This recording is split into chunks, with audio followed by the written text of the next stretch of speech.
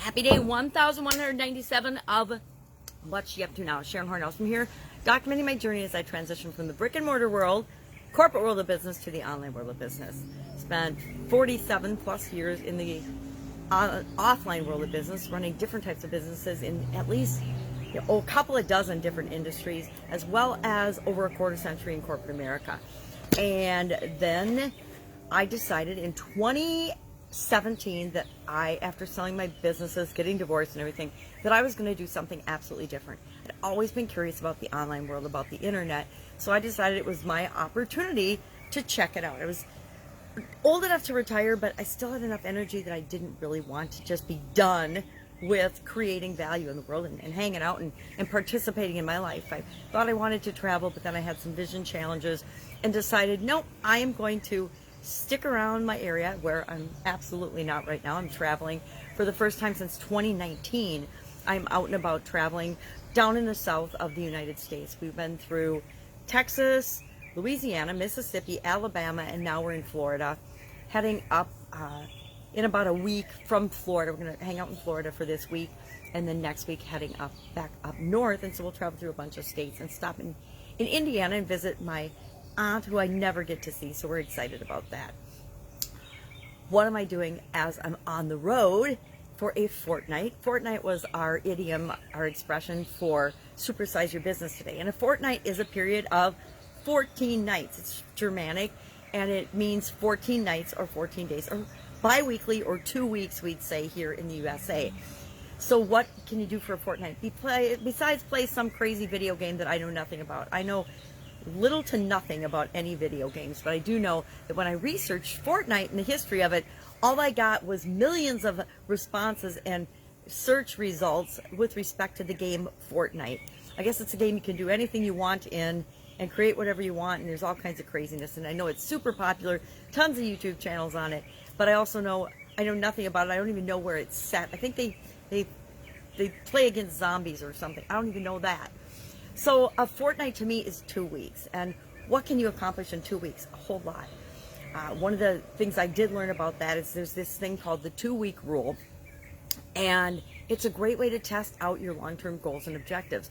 You set a goal, you work on it, you commit to it for 2 weeks, and you see how it goes. Do you actually devote the time, the energy, the resources necessary to move and make some progress toward that goal? If you don't, guess what? It's not the right goal for you. It's the same thing with New Year's resolutions. People set New Year's resolutions. I'm going to lose 50 pounds. I'm going to run every day for a year, whatever. And within 2 weeks, they quit that resolution. They quit that goal. So it's a great way to test and find out if it's a priority for you right now. And maybe it's not. Maybe you find out, I want that goal. I want that thing long term, but I'm going to put it on the back burner because I don't have the time, the energy, the resources, usually in terms of time and energy, to devote to making progress toward this goal right now. And that's perfectly okay. And better to know now than to set a New Year's resolution and feel like you're failing all the time because you quit after 2 weeks. But it's not that you're quitting, it's because it's not the right goal or the right time for you to be pursuing that goal.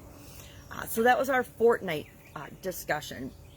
I am traveling for a fortnight. I don't know if I mentioned that. I think I've mentioned it, but traveling around the south for a fortnight. So that's fun. And our Do One Thing Every Day, 365-day challenge was about the best exercise for your heart. Do you know what that is?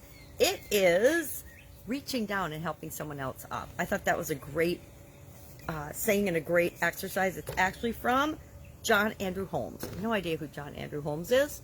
Doesn't matter, right? We can still learn things even if we don't know where it's coming from. We can learn something from everyone if we're open to learning something from everyone. So that was our 365-day challenge today. So I'm going to figure out who I can reach down and help up today. I'll probably be helping some family and friends up today. We had a party, a Cinco de Mayo party. My nephew and his wife had a party here last night. And so I'm sure we will help out by cleaning up some of the remnants of that. There were piñatas and knife throwing. I actually think in the background, I can't really see it, but I think in the background between the palm trees, there is a target with a donkey piñata on it that I suspect that the dads were throwing knives and tomahawks at. I guess that's a really big sport down here in Florida. My nephew's got a target that they throw knives and tomahawks at. I suspect that during the week sometime I will actually try to do that. Of course, we'll make sure that the children and the dogs are far, far away when I try to do that, given my visual tendencies.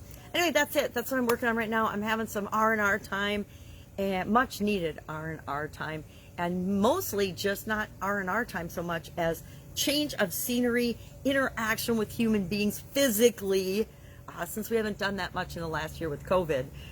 It's just a chance to reconnect and remind ourselves of our humanity and how important it is that we do actually connect with people, and how lonely and frustrating it's been this last year with some of the things that have come down with COVID. And we can't let that stop us. We need to continue to live our lives, make sure we're connecting with people and being ourselves and exercising our rights to freedom and interact with human beings and the people we love and care about.